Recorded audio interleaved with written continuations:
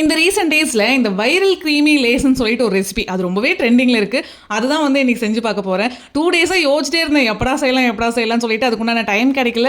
Lace பாக்கெட்டும் நான் பெருசாக வந்து வீட்டிலலாம் வச்சிருக்க மாட்டேன். ஸ்நாக்ஸ் ஐட்டமே நம்ம வீட்டில் மோஸ்ட்லி இருக்காது. ஸோ நேற்று நான் சந்தைக்கு போகும்போது லேஸ் பாக்கெட்டை பார்த்தோன்னே எனக்கு இந்த ரெசிபி ஞாபகம் வந்துருச்சு. அதனால் ஒரு லேஸ் பாக்கெட் வாங்கிட்டு வந்துட்டு இன்றைக்கி ஈவினிங் ஸ்நாக்ஸ்க்கு இதை எப்படியாவது செஞ்சு சாப்பிடணும்னு சொல்லி தான் ஈவினிங் ஸ்நாக்ஸாக வந்து இந்த ரெசிபி செஞ்சுருந்தேன். இந்த ரெசிபி செய்கிறது ரொம்ப ரொம்ப ஈஸி. வித்தின் ஒரு 5 மினிட்ஸ்லேயே இதை செஞ்சு முடிச்சிடலாம். அந்த அளவுக்கு பெருசாக எஃபர்ட் போடணுங்கிறதே கிடையாது.